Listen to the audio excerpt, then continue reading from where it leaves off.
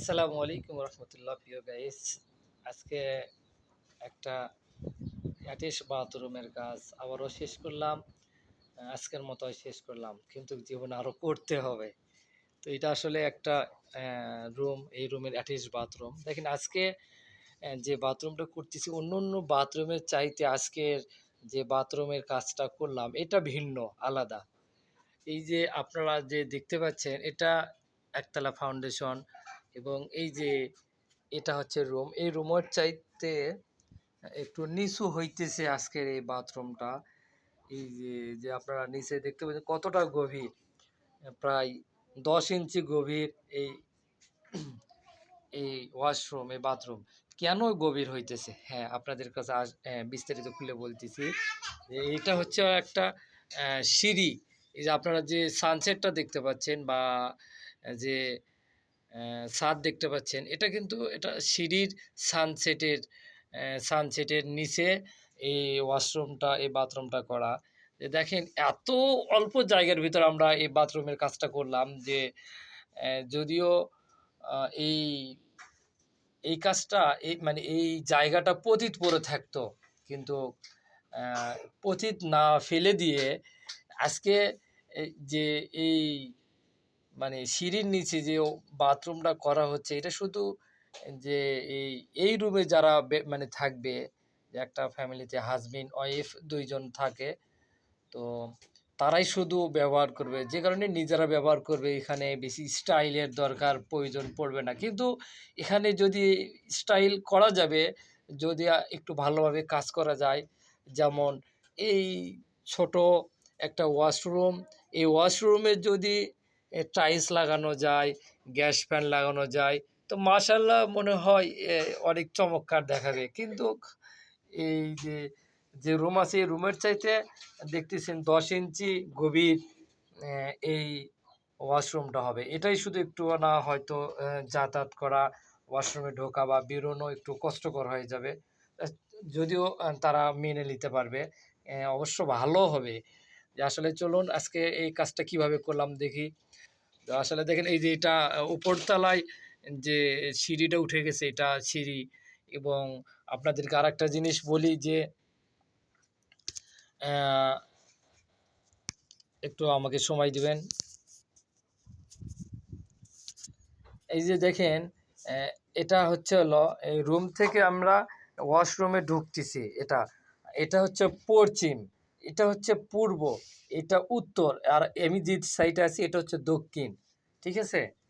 তো আসলে এখানে এত অল্প জায়গার ভিতর যে আসলে এটা একটু মানে এত ছাপো যে এখানে যে আমরা নামলাম, দেখেন এই যে এটা হচ্ছে রুমের মাঝা। এখান থেকে এই যে আপনারা দেখতে পাচ্ছেন যে এটা হচ্ছে হলো 10 ইঞ্চি গাঁথনি। এই পর্যন্ত এই পর্যন্ত আপনার এই মাজাটা লাস্ট এই পর্যন্ত হবে। সর্বোচ্চ এইটার উপর 1 থেকে 1.5 ইঞ্চি হাই হতে পারে, কিন্তু ঢালাইটা এই পর্যন্তই দিতে হবে। কারণ যখন টাইলস লাগাবে অবশ্যই 1 থেকে 2 ইঞ্চি এমনিতেও উঁচু হয়ে যাবে। আবার বেশি উঁচু করলেই যে দেখেন উপরে যে সানসেট, এটা কিন্তু মাথায় বাজবে, যে কারণে বেশি উঁচু করা যাবে না। তো আপনাদেরকে যেটা বলতেছি যে এইরকম আপনারা হয়তো আপনার অনেক বিল্ডিং এরকম আছে, যে বিল্ডিংয়ের নিচে আপনি চাইলেই সিঁড়ির নিচে এরকম একটা বাথরুম করতে পারবেন। ঠিক আছে? তো চলুন যাই কী কী দিলাম এই বাথরুমে। এই যে এটা এটা একটা হ্যান্ড শাওয়ার। আমরা এখানে গেজার লাগাবো না বিধায় হ্যান্ড শাওয়ার আমরা ২টা ব্যবহার করছি। একটা এটা টাঙ্কি থেকে আছে, এটা হ্যান্ড শাওয়ার। এটা অজু করার জন্য, নামাজের অজু করার জন্য, যাতে বাইরে না যাওয়া লাগে, যে কারণে নামাজ পড়ার জন্য, অজু করার জন্য আমরা এখানে একটা ট্যাপ দিব। আর এখানে আমরা এটা ঝর্ণার চাবি, এই যে ঝর্ণা লাগায় দিছি। তো আর এখানে এটা ট্যাঙ্কির থেকে বেশি পানি বের হবে। 1 ইঞ্চি আমরা একটা গেট ভাল্ব এখানে ব্যবহার করব। এখানে 1 ইঞ্চি গেট ভাল্ব এই জন্য বেশি দিলাম যে কাপড় কাচার জন্য, যাতে অল্প সময়ের মধ্যে আমরা বেশি পানি পাই। যদি আমরা ট্যাপ দিই সেখানে ট্যাপে পানি আসতে সময় লাগবে। এই জন্য আমরা 1 ইঞ্চি 2টা গেট ভাল্ব দিছি। এটা হচ্ছে হলো এই টাঙ্কি থেকে আছে, এবং এইটা আছে মোটর থেকে। এবং এই বাসায় একটা সাবমার্সিব মানে আগে থেকে পোতা আছে, যে কারণে বোরিং করা আছে। ওই সাবমার্সি থেকে আমরা মূলত আমরা যে ট্যাঙ্কের ডাইরেক্ট লাইন আমরা মোটরের যে ডাইরেক্ট লাইন আমরা নিয়েছি, এখানে আমরা দিব 1 ইঞ্চি গেট বাল্ব একটা, এখানে একটা দেবো 1 ইঞ্চি গেট বাল্ব, এবং এইখানে আমরা একটা দেব হ্যান্ড শাওয়ার। কারণ শীতের মধ্যে ট্যাঙ্কির পানিতে গোসল করতে যদি অসুবিধা হয়, হ্যান্ড শাওয়ার দিয়ে গোসল করতে পারবে। এবং গরমের সময় এখান থেকে যদি চাইলে সে টাটকা পানি ব্যবহার করতে পারবে, এবং খাওয়ার পানিও এখান থেকে সে নিতে পারবে, বাইরে যাওয়া লাগবে না। বিধায় আমরা এখানে এরকম দিয়েছি। এবং এই যে দেখেন, এই যে এটুকু আপনারা দেখতে পাচ্ছেন, এখানে আমরা 3 ফিটের 6 ইঞ্চি কম আছে এইটুকু জায়গার ভিতর। সাধারণত আমরা যদি একটা অল্প জায়গার ভিতর আমরা একটা হাই কমোড বা লো কমোড বসাতে চাই, তো সর্বনিম্ন 3 ফিট আমাদের লাগবে সর্বনিম্ন, এটা পাতালে। আর লম্বা তো মাশাআল্লাহ লাগবেই, 4 থেকে 5 ফিট লাগে। তো 4 ফিটের ভিতরেও আমরা ক্লিয়ার করতে পারবো। তো এখানে এই সাইডে দেখতে পাচ্ছেন, এইটুকু জায়গার ভিতর আসলে আমরা একটা হাই কমোড দিব, একটা লো কমোড দিব। যদিও একটু চাপাচাপি হবে, বা এই সাইডে এটা পশ্চিম সাইড, এই সাইডে আমরা দিব একটা হাই কমোড, এবং এটা পূর্ব সাইড, এই সাইডে দেব লো কমোড। লো কমোড হয়তো এই জন্য এই সাইডে দেব যে হাই কমোডে এটি একটু চাপায় দিব, যে যতদূর পারি তা জায়গা ব্যতীত এই সাইডে লো কমোড দেবো, যাতে উপরে সিঁড়ি আছে। দেখছেন, এটা সেই নিচতলার থেকে উপরে উঠে গেছে সেই সিঁড়ি, সেই সিঁড়ির নিচে আমরা এই হাই লো কমোডটা দেব।